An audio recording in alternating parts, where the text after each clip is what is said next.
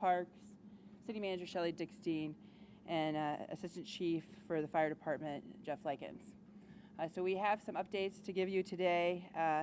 I just took a tour with the governor and Mrs. DeWine to show the site. So he was been briefed by our team and understands what happened here early this morning, and I'm going to let him say a few words. Thanks, Mayor. And drop to it.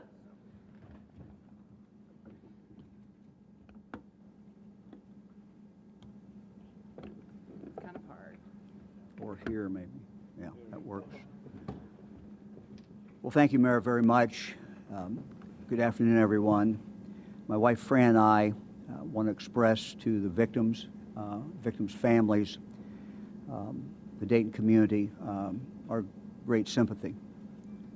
This is a heartbreaking tragedy, and it is the type tragedy that you pray never comes to your state or to your community. Mayor and I talked earlier this morning, very early this morning. Prior to that, I'd received a call from our public safety people about the situation. I just want to say that the City of Dayton, Montgomery County, first responders, everyone has done an absolutely amazing job. You practice for these tragedies and you pray to God they never occur. If you don't practice, you're not ready. It's clear Dayton was ready. The community was ready. The mayor has pointed out to me how many other departments have made themselves available and have been involved in helping. So I just want to thank all of them. I want to thank the Dayton Police Department, the officers who were involved in ending this tragedy, their professionalism, their quickness, their amazing courage, and their response undoubtedly saved many, many, many lives. We will never know how many lives were saved. But, you know, police department and the mayor gave me the tour, my wife Fran and I the tour a few minutes ago, and the assailant was obviously very, very close to being able to kill dozens and dozens more people. So in this tragedy, we have to thank our first responders. We have to thank our police department for the amazing job that they have done. The mayor and I have been in contact throughout the morning. We'll continue to be in contact. I've made it clear to her that, you know, any resources that we have in the state certainly is available from our mental health specialists, and our highway patrol, of course, has been involved as well. But again, my hat's off to the City of Dayton, to the police department, and to the first responders. Thanks, Mayor. Thank you, Governor. Thank you so much. Certainly appreciate the governor's help, Ohio State Patrol as well, who have been terrific as we've gone through a number of these issues over the past summer. The governor has always been one to quickly call, quickly check in, and then be here when we're dealing with these issues. So certainly appreciate your personal leadership. We have some updates from police, and so I'm going to turn it over to Deputy Chief Garber. Thank you, Mayor. First thing I'd like to do is go ahead and confirm the identity or release the identity of the shooter. The shooter in this incident is Connor Betts, C-O-N-N-O-R-B-E-T-T-S, white male, 24, date of birth 10/28/94. And I would ask, it's our understanding that that some images of the suspect have been posted by media, and some of those are not correct. So please make sure that you have the correct photograph or image of the suspect when you report that. And secondly, there's I believe some of the media has the wrong Facebook posting on their website. So if you would, please make sure that you have the correct ones, so we're identifying the proper person and the proper person's image. With that, We will have additional information at 4 o'clock. We originally thought it'd be about a 3 o'clock briefing for a more comprehensive view of what happened and what the response was. That's going to be at 4 o'clock right here at this location. So we will give you additional information on the suspect and actually what transpired. At this time, I'll give you the names and demographics of the 9 people who were killed. And the first one is Lois Oglesby, Oglesby, black female, 27. The second one is Megan Betts, Betts, white female, 22. Saeed Saleh, Saleh, black male, 38. Derek Fudge, black male, 57. Logan Turner, white male, 30. Nicholas Coomer, Cummer, white male, 25. Thomas McNichols, Mcnichols, black male, 25. Beatrice Warren Curtis, black female, 36. And Monica Brickhouse, black female, 39. Those are the 9 names of the individuals who were killed overnight. With that, I'll turn it back over to the mayor.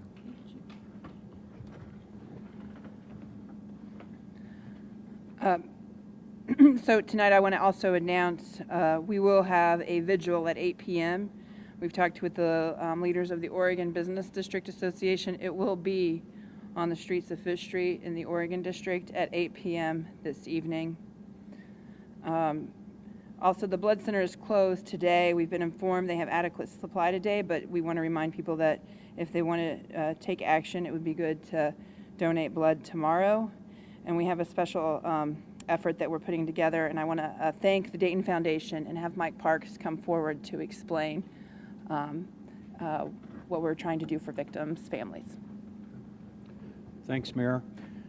First, our thoughts and prayers are with the families and the victims. As 2 months ago, we learned as a community we came together to help those in need, and once again we'll do that. And as we speak, a fund is being established called the Dayton Oregon District Tragedy Fund at the Dayton Foundation. That'll be up and going later this afternoon for those that would like to help. And if you'd like to help your neighbors and friends, there'll be a way to do that and to assist those that have been impacted. Thank you, Mike. I think what's most amazing about our community is once people woke up this morning as early as 5 a.m., 6 a.m., 7 a.m., folks and leaders from across the community called or reached out and said, what can I do? And then others we called and they immediately stepped in. And I want to really appreciate the Dayton Foundation for doing this quickly, as we know that there will be people that weren't prepared, obviously, for such a tragic event in their families. All right, with that, I'll open it up for question. Mike Campbell. Can you tell us whether the Betts woman that died is related to sister, aunt, whatever, of the suspect? Yes, that's the sister of the suspect. Was she found in a different location from your other shooting victims? All 9 shooting victims were located in the Oregon District on or around 5th Street. Is there another crime scene in a different area related to this? As I said earlier, the investigation leads us in different directions. So obviously we look at vehicles, we look at houses, and yes, we did conduct a search warrant earlier today. Can you please say so one more time, the names of the 9 people? And we will put this on our site as well. So how about we do that? Maybe Is that that'd be okay? best. I think that'll be best. We'll put that up. You And- mentioned that all of the victims were found in the same location, but we're hearing reports that the suspect's sister and boyfriend were found in a car. Can you comment on that? That's incorrect. And I will say that the family members of all 9 people who are deceased have been notified, and a victim witness member from the Montgomery County Prosecutor's Office has been assigned to each of those families to help them through this process as well. And that's why we waited until this afternoon to release the names. Deputy Chief, have you learned anything further about a possible motive? We will address that at 4 o'clock as best we can. We will be able to provide much more information on the actual incident itself at 4 o'clock. Suspect is in Bellbrook, is that correct? The address that we where he was staying and where we conducted a search warrant earlier today was in Bellbrook. That is correct. I want to ask the governor, actually, I mean, being former Green County prosecutor, the suspect being from your own backyard, what are your thoughts on that? Well, all the victims are from our own backyard, too. And so, you know, this is just an immense tragedy. You know, no matter where the victims are from, they're victims, and our heart goes out to the families. But this is a Miami Valley tragedy. Can you comment on the suspect's clothing? We're hearing that something on his sweatshirt represented death. I cannot. We will comment more at 4 o'clock.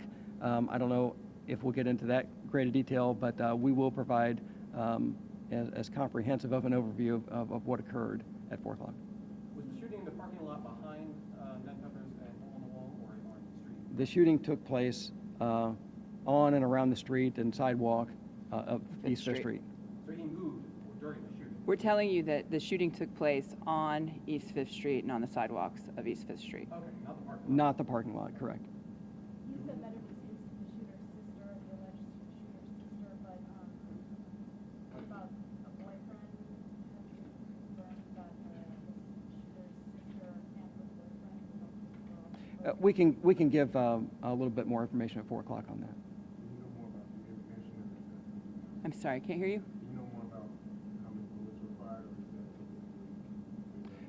We'll try to get you a general idea of that at 4 o'clock. Governor DeWine, you said that Dayton was clearly prepared for this. Does that speak to the fact that though 9 people were killed, there's no way to avoid that? Well, I think that's the first thought that always goes through your mind. Whenever there is a tragedy of any kind, the question is that policymakers have to think about is there anything we can do in the future to make sure something like this does not happen? And make sure is the wrong term, but to lessen the possibility or to lessen the number of people who were killed. These mass shootings, if you go back, and I don't pretend to be an expert, but you know, they're all alike and they're all different in that sense. And so sometimes you get different lessons from each one of them. I don't think today is the day to try to draw the lessons because frankly we don't have all the facts, and there's going to be ample time for all of us to talk about what we learned from this tragedy. But again, without all the facts, I would just tell people just wait till you get all the facts, and then we can start having those discussions. In fairness, I think the mayor said that this is the 250th mass shooting this year.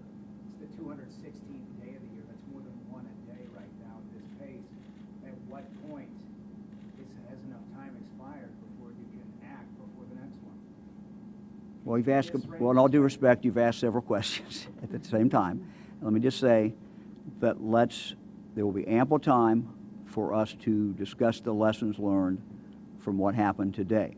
But let's first get the facts and get all the facts out, and there'll be time to have those discussions. Each one of us who is in public office has an obligation to take what facts that occur, to take tragedies, whether it's a natural disaster, whether it's the disaster of a mass shooting such as this, whatever it is, and try to come up with the lessons learned. I'm